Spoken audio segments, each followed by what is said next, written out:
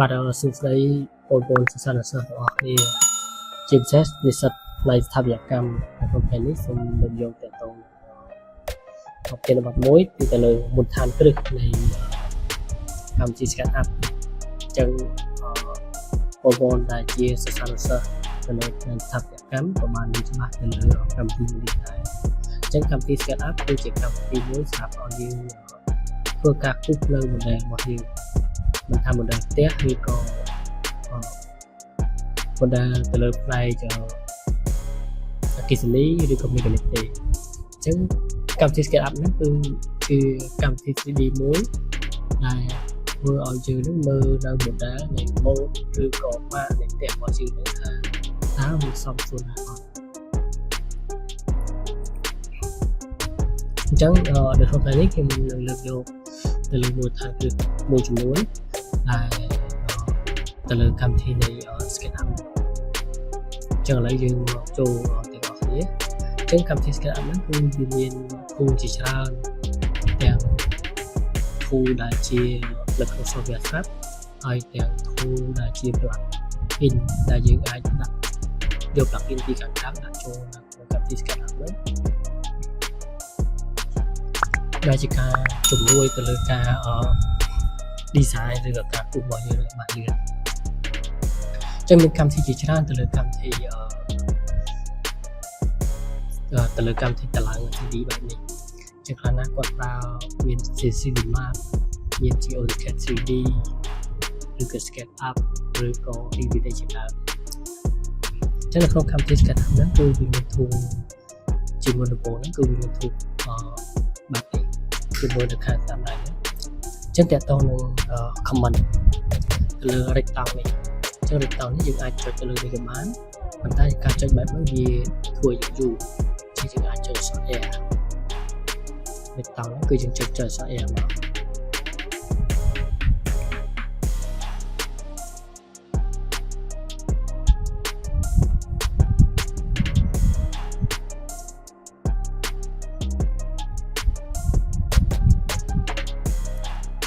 ហើយតទៅនឹងទៅលើរង្វង់យើងចុចអក្សរ C ចឹងគឺជាការដែលយើងគូសរង្វង់ចឹងរង្វង់នៅពេលដែលយើងគូសមកវាមានលក្ខណៈបែបនេះលក្ខណៈកង់បែបហ្នឹងចឹងដើម្បីឲ្យវាលក្ខណៈ smooth យើងអាចវាយចំនួនវាមក slide របស់វាចឹងវានឹងចាប់ដល់ smooth តាមហើយក្រោយមកទៀតគឺដាក់នេះវាសអេចេញឲ្យគុំមកហើយមូនេះមូគឺយើងវាយតាមអក្សរអត់អញ្ចឹងយើងអាចមូនៅ object របស់យើងបានមូនៅ object របស់យើង rotate គឺយើងវាយអក្សរ Q គឺយើង rotate តាមទិសដេកយើងចង់ rotate តាមទិសឈរក៏បានយើង rotate តាមទិសឈរកម្មវិធី scale យើងវាយសក់ហើយចេញចង់ scale វាទៅពីបានចង់តែយើងទីបែបហើយទៅលើអក្សរ P យើងវាយអក្សរ P ដើម្បី extrude ទៅលើ object របស់យើង offset ហ្នឹងគឺយើងវាយអក្សរ F គឺយើងចង់ offset វាបែបណាប្រមាណ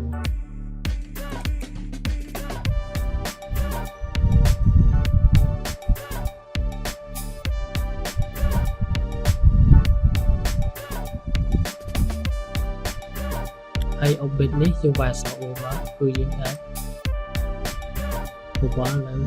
object របស់យើង zoom នេះយើងវាយអក្សរ Z គឺវាទៅក្រោយ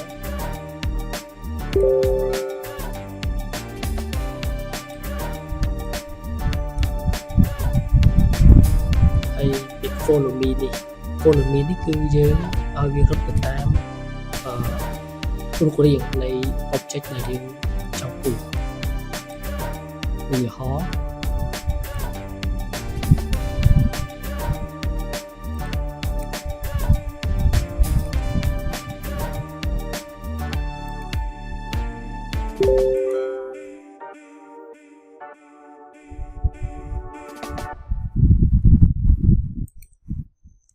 ចឹងយើងចុចលើពាក្យ follow me នេះមក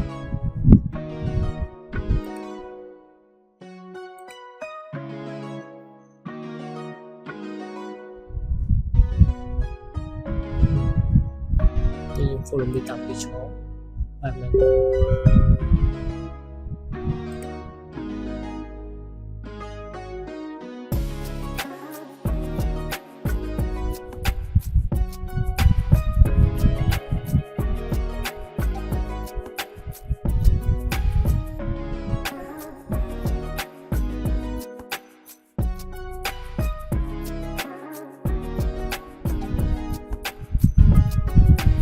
ហើយអក្សរ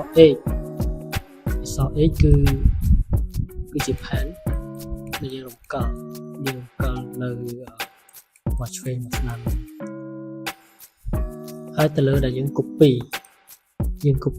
select object របស់យើងបែបនេះយើងចុចអក្សរ move អក្សរ M ហើយយើងចុច control នោះយើងអាច copy បានពេលដែលយើង copy បែបហ្នឹងហើយយើងចង់ copy បែប array អញ្ចឹងយើងគ្រាន់តែសញ្ញាលេខគុណមកហើយវាយចំនួនយើងចង់ឲ្យគឺការ copy បែបលក្ខណៈ array ឬក៏យើង copy បែបលក្ខណៈឆ្លាស់ចង់ដូចគ្នាយើងចុចសអមមកចុច control យើង copy ទៅលើចម្ងាយដែលយើងចង់ copy មកហើយយើងវាយអក្សរ slash មកហើយវាយចំនួនដូចគ្នាបែបហ្នឹងចឹងនៅពេលដែលយើងចាប់ដើមគូសនៅ object របស់យើងមួយចឹងយើងមាននៅ function មួយចំនួនឧទាហរណ៍ថា model នេះយើងគូសហើយអញ្ចឹងនៅពេលដែលយើងចង់លុប model នេះចេញគឺវាពិបាកអញ្ចឹងនៅពេលដែលយើងចាប់ដើមគូស model របស់យើងឧទាហរណ៍គឺគូសវាបែបនេះមកយើង select វាជាប់យើង right click អញ្ចឹងវាមានទៀត make component ហើយយើងអាចវាយអក្សរ G បាន make component ហ្នឹងមានន័យថាវាដូចជា group ដែរប៉ុន្តែវាខុសពី group ទៅលើការដែលយើងកែមួយគឺកែបន្ទាប់មកទៀតគឺ group ហ្នឹងគឺយើង make object របស់យើងប៉ុន្តែវាអត់មានលក្ខណៈការកែយើងកែមួយណាគឺមួយណាឧទាហរណ៍ហើយយើង make component មកហើយយើង copy ពី3មកឧទាហរណ៍ចឹងពេលដែលយើងកែចឹងវាទៅមួយទៅប៉ុន្តែនៅពេលដែលយើង make group វិញពេលដែលយើង make group គឺវាអត់មានការកែប្រែអីទេនៅទៅលើយើងកែគឺយើងកែតែមួយនេះដែរហើយនៅពេលដែលយើង make component ហើយតែទីview ក្នុងយើងទីណាខ្លះយើងចង់ឲ្យវាយើងធ្វើការកែប្រែតាមបែបតូចអញ្ចឹងយើងអាចដាច់អញ្ចឹងនៅពេលដែលយើងចង់ឲ្យវាដាច់ component យើង right click មកយើងយកពី make edit មកវាដាច់ component អញ្ចឹងយើងអាចកែបានតែមួយទេ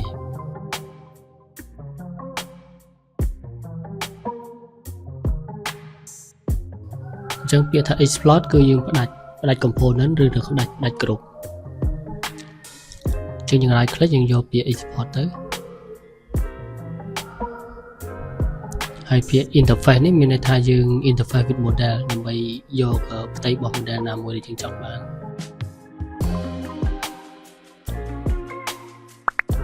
ហើយពាក្យ reversal face នេះមានន័យថាយើងធ្វើឲ្យផ្ទៃរបស់យើងនឹងប្រែជាសឬក៏ប្រផេះប៉ុន្តែនៅពេលដែលយើងគូ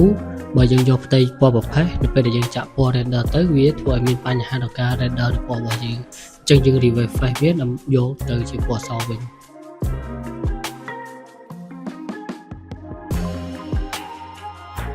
ហើយមួយទៀតនៅពេលដែលយើងចង់គូសអញ្ចឹងនៅក្នុង SketchUp យើងអាចគូសបានដោយប្រើ layer ឬដោយមិនបាច់ចាំប្រើ layer ក៏បានដែរអញ្ចឹងនៅពេលដែលយើងប្រើ layer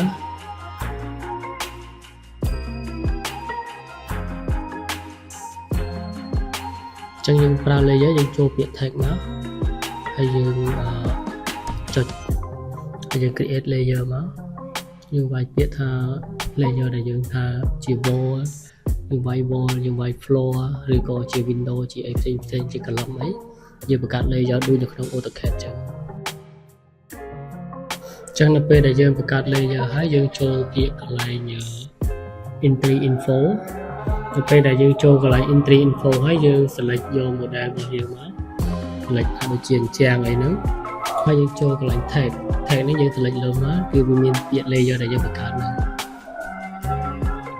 អញ្ចឹងយើងអាចបង្កើត layer បានបិទបើកត្រង់ទីតាំងណាក៏បានដែរប៉ុន្តែនៅពេលដែលយើង just គូសដោយប្រើ layer វាអាស្រ័យទៅលើអ្នកដែលគាត់ថ្នាក់ពេលខ្លះណាគាត់ប្រើគូស layer គាត់អាចគូសលឿនខ្លះណាទៀតគាត់អត់ដែរធ្វើប្រើ layer គាត់គូសលក្ខណៈបើជាគ្រប់គាត់គូសលឿនជាងអញ្ចឹងនៅក្នុងវីដេអូនេះគឺមានតែប៉ុណ្្នឹងឯងសម្រាប់ក្នុងការធ្វើបទបង្ហាញខ្លីៗទៅលើការប្រើប្រាស់នៅកម្មវិធី SketchUp នៅមុនដំបូងអញ្ចឹងនៅវីដេអូបន្តទៀតខ្ញុំនឹងបង្ហាញពីរបៀបដែលយើង import ប្លង់ជា AutoCAD ចូលទៅក្នុង file SketchUp បាទអញ្ចឹងអរគុណច្រើនសម្រាប់បងប្អូនទាំងអស់គ្នាក្នុងការតាមដានមើលវីដេអូនេះអញ្ចឹងបើសិនណាជាមានប្រយោជន៍បងប្អូនអាចជួយ like share ហើយនិង subscribe ជាការលើកកម្លាំងទឹកចិត្តដើម្បីឲ្យខ្ញុំធ្វើវីដេអូបន្តទៀតទាក់ទងនឹងចំណេះដឹងផ្នែកស្ថាបត្យកម្មនិងសំណង់ស៊ីវិលបាទអរគុណច្រើនសូមជម្រាបលា